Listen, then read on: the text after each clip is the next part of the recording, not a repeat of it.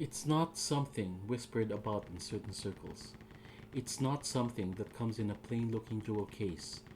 It's not by a nameless, untraceable developer, and it's certainly not supernatural. The game in question is indeed the theater and was developed by a company called Solida Software. I'm fairly certain it's an English company despite the Spanish name. As far as I know, all they made was learning software. I have a math suite from them somewhere around here. So the theater was probably meant to be some sort of edutainment game. The game was obviously never finished, probably from the lack of funding or the whole company going under. The description in the story is actually pretty accurate. It's in a first person perspective with flat sprites in a 3D ish environment and glitchy as hell. The ticket taker has an egg shaped body, and one of his hands is huge and misshapen. I think to look like he is reaching toward you for your ticket. The description of the swirly head man is also accurate. Just a glitched out version of the ticket taker, but I saw a few people saying that he looks like Gygas. That's not the case. The features of his face are just swirled and are red because of his lips are gigantic. I have absolutely no idea why this happens because while there are a few character sprites in the game's resources, that isn't one of them. Oh, and just to clarify, the sprite is a bit creepy. That's all. It's not terrifying. It never filled me with a sense of dread. It's just a bit creepy. The game plays pretty much as exactly as stated in the story. So accurately, in fact, that I think that the author just downloaded it somewhere and decided to make a scary story out of it based on his experiences. I'll admit that some things in it can be unsettling, but not, oh my god, crap your pants scary.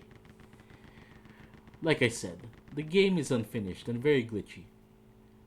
I think the idea is to select a movie from the posters on the wall, enter the theater, and play a minigame. The games or mini games themselves are glitchy and missing resources to the point of being almost unplayable. But there doesn't seem to be any time limit on them, so you just have to plow through until you've done something right enough times to be dumped into the lobby. What described in the story is what happens if you don't select a movie.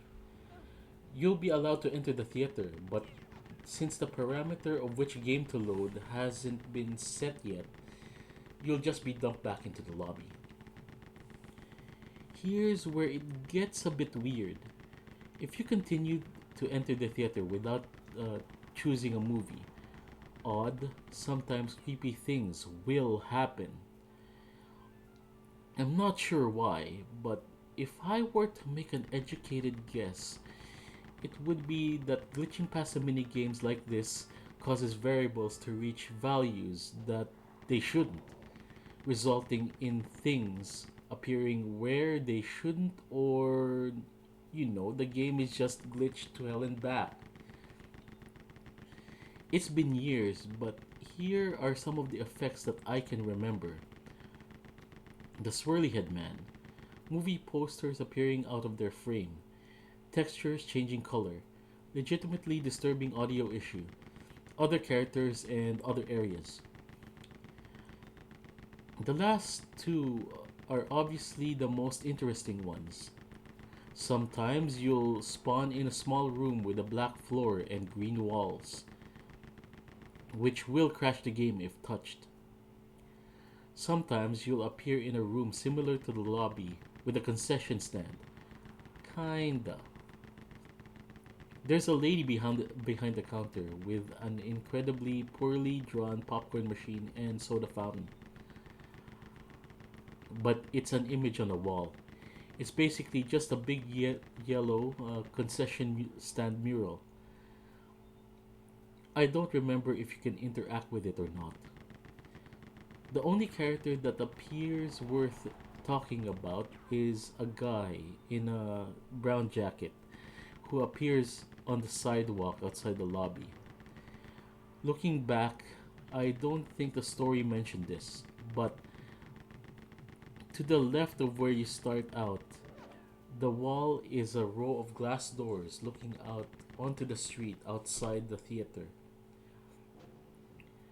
If you glitch past the mini games enough times, a man in a weird looking jacket, I think it's supposed to be tweed, just a mess, with a huge smile on his face, will just be on the other side of the doors staring at you. I mean, a huge smile, like Freaky Fred or Spark Bushnell. Google the image if you want. Actually, since he has the same body as a ticket taker, he looks a bit like the mayor from The Nightmare Before Christmas. His smile isn't creepy though, it's just broad. What is creepy are his eyes.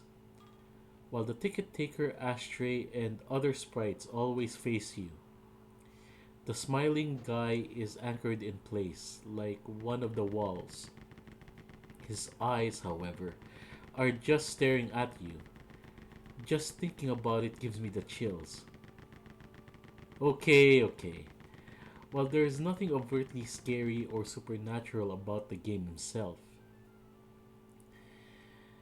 that that's just the one thing I will admit legitimately scares me, like a porcelain doll.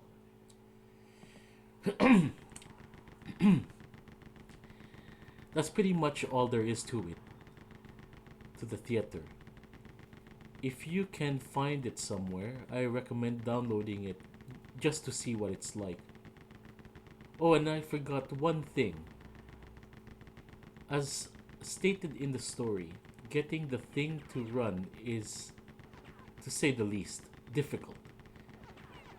I think someone got a hold of the code and resources and just compiled it and added their own installer or something. Again, there's nothing paranormal about the installation, it just doesn't work well.